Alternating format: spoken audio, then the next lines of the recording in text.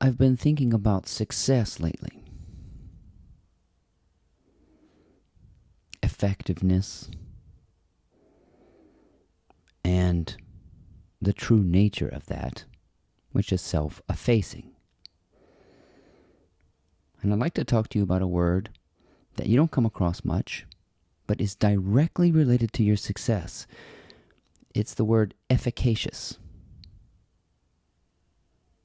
And wild success is efficacious, which is related to being self-effacing,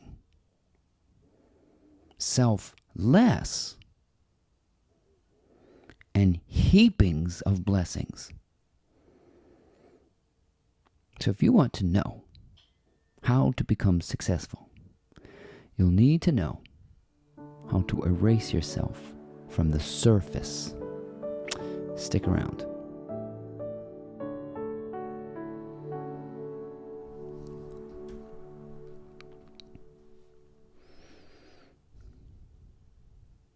Success is wild because it is a byproduct of learning of who you really are.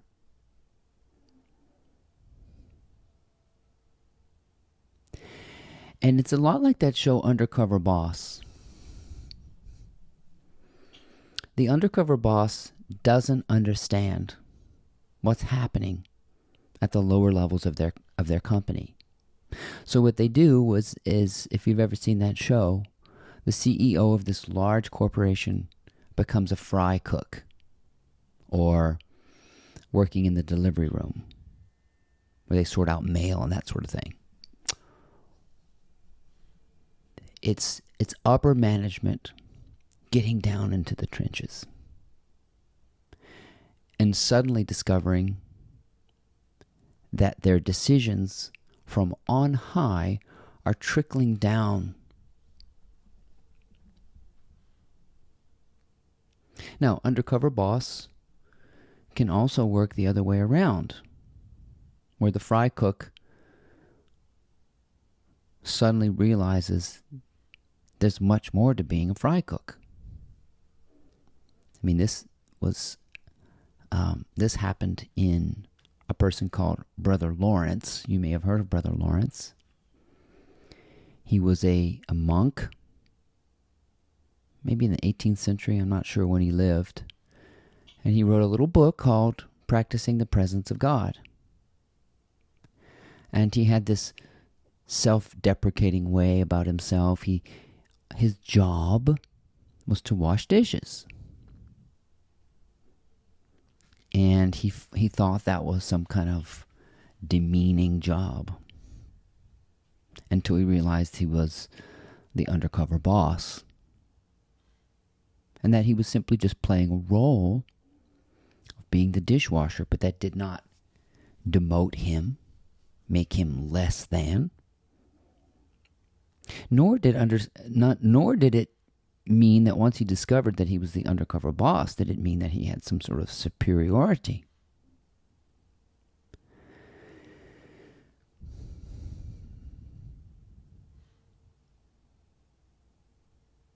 And so you have to realize that real promotion, real increase, real advancement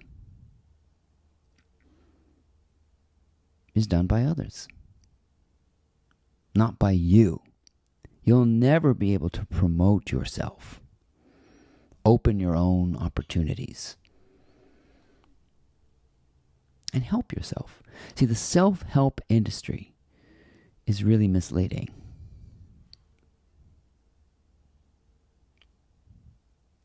Because there's two ways of looking at the self. You can look at yourself as unique, privileged, and different. Or you can look at yourself as ubiquitous, assimilating, universal, and equal. And both of those viewpoints are true. You are both an individual very different, and you are also one with everybody else. And what accentuates the sameness, like people turn their pillow over on the cold side. They all fart. We all experience doubt. We all experience fear. We all smell, whatever the case may be. And you can choose to accentuate the difference, or you can choose to point out what makes us the same. And what you realize is that we are more the same than we are different. And so it's hard to promote sameness. It's hard to push that through as an agenda. When we're all alike, how do you say that without coming across as different?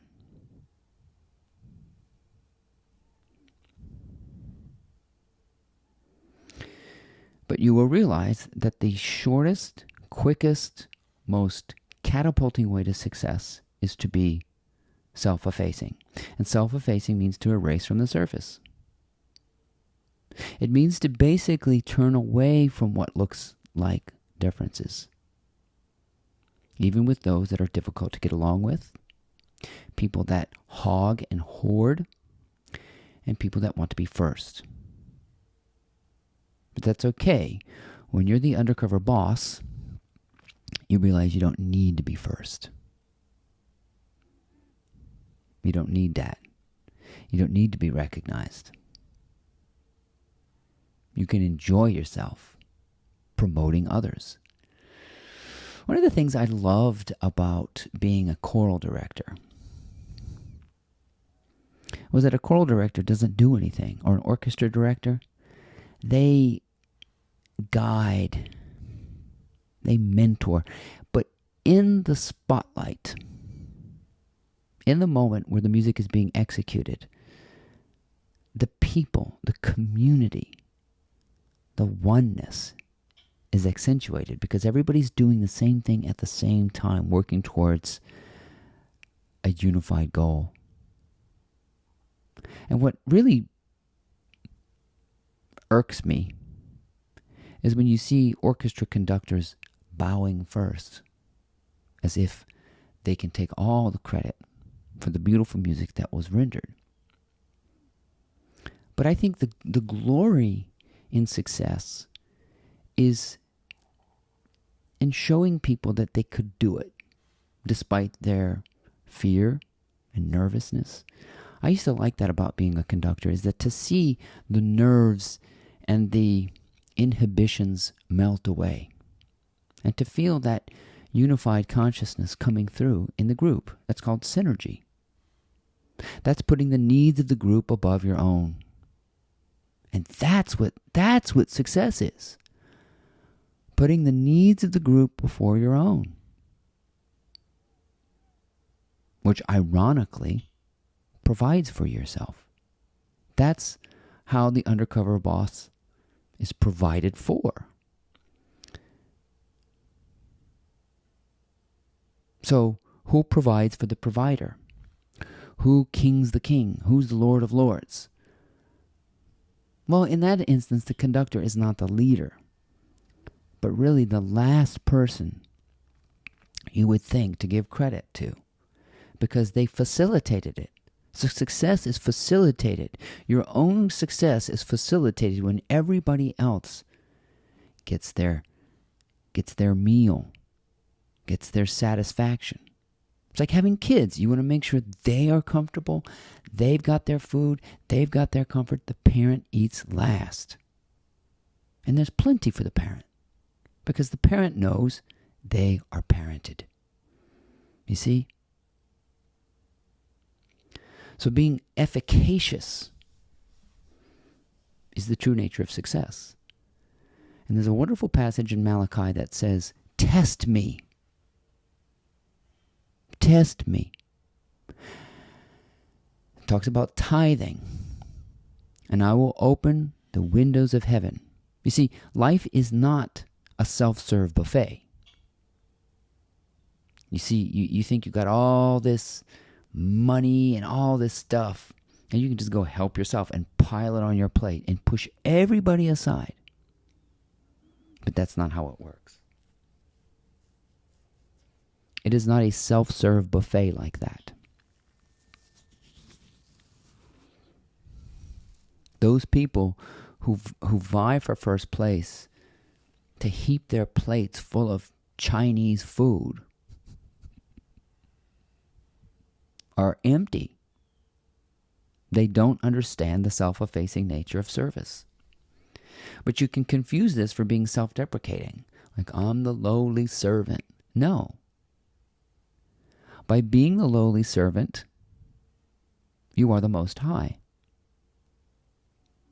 It's a high, like a euphoria, to watch young people believe in themselves. To watch anybody realize their true nature.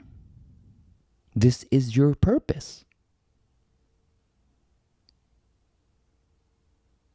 And how do you get this high that I'm talking about? Well, you can do like my friend Lucas. He says, tell me what you want so I can help you get it. That's the nature of the Most High. And if you are committed to that kind of service, people will fight your battles. They will come to your aid. They will promote you. They will speak of your legendary nature, and you won't have to do a thing. You can just sit there.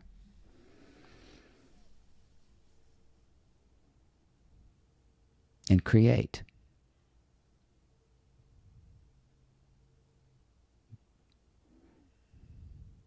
That's what it means to be self-effacing. And there's a difference between that and being self-deprecating. Being self-deprecating is not believing that you're real. You see, a true seeker will set out to wonder if God is real. Let's see if God is real. And so the world is fighting over whether or not God is real in the same way that you might fight about whether or not Santa Claus is real. Well, Santa Claus is real. I see him every Christmas at the mall. I see him on the commercials. He shows up around December 25th. See him at Costco. He's symbolized everywhere. So that's Santa Claus in a concept. So Santa Claus in a concept is real. But then we seek, well, where's the real Santa Claus? Well, the guy at the mall is Santa Claus in disguise, in the same way that you are undercover boss in disguise.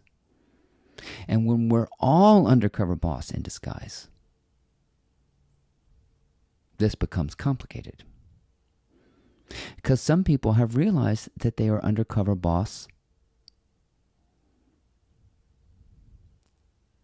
but yet they're still the lowly servant. But this time they do it with a great deal of self-effacing pride. It feels good to help other people when you can't help yourself. That's how you take the spotlight off of yourself, because the ego is a blind spot. That's all. It's kind of like there's a sort of principle in aviation that if you're looking in the dark and you see something, you're trying to look at something, you have to look to the side to see it, because if you look directly at it, it disappears. It's kind of like, it's called blind spot. The cones and the rods work differently. So the ego is a kind of blind spot that if you shine myopically on your own problems, you can't help yourself anymore. You prevent yourself from solving your own dis-eases. It is not until you awaken to the service of others that you realize that that is what cures you. Promote others. Give thanks for their services. Be appreciative. Sing their praises. Believe in them. because they don't believe in themselves. And others will believe in you. Others will promote you. Others will come to your aid. That's what it means. That's how self-help works. Ultimately, it's selfish because the high that you receive in helping others is immediate. When I feel doubtful about myself, I make a video. I write a chapter in a book. I think, who can I call? Who can I help? How can I give?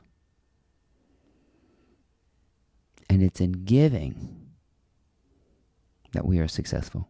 That's what tithing is. It's relentless giving. And the people who doubt themselves don't realize they have a lot to give. I don't have any money. This ain't about me. This is not about money. Actually, money's the least of it. This is attention. Taking your attention off of your so-called problems, which I call me to the third power. Me, me, me. Marsha, Marsha, Marsha. This is what accentuates being stuck. Myopia. What frees you is dilation, opening, seeing what's around you, opening yourself up for conversations. How can I help you be successful? And when somebody gets successful before you do, fine. You'll be the last to be served. And guess what? There's plenty. If you serve others, there is plenty. That's how you open yourself up to plenteousness and plenitude and abundance. It's realizing that giving is incessant. Because you are the undercover boss who doesn't run out, remember?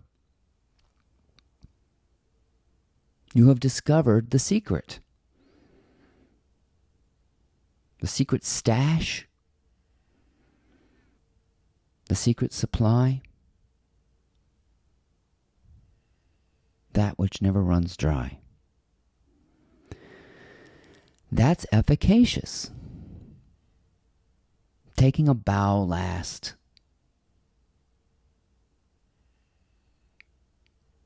Taking credit last.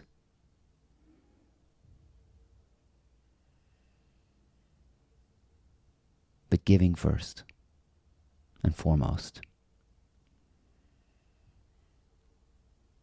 So if you want heapings of success, that everybody around you be successful by your promotion, by you lifting them up joyfully, because you know there's plenty more where that came from. That's why the undercover boss knows there's plenty more where that came from, and would be willing to give it all away. Not to prove anything, because you're not a theory to be proven. You don't need to doubt your own existence. You exist, and there's no way, there's no need to prove it. You know you're a bona fide human being, and bona fide means good faith. That's all it takes. Good faith in your fellow humanity. And good faith in yourself that you can give ceaselessly. There's plenty more where that came from. The undercover boss knows that.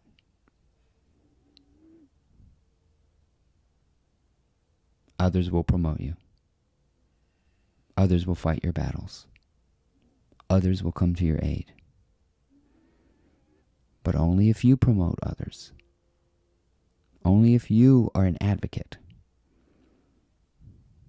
And only if you are a fan of everybody will you have fans and success. So facilitate it. Set the banquet feast. Put out the best china. Be our guest. The kitchen is full. The servant is the undercover boss.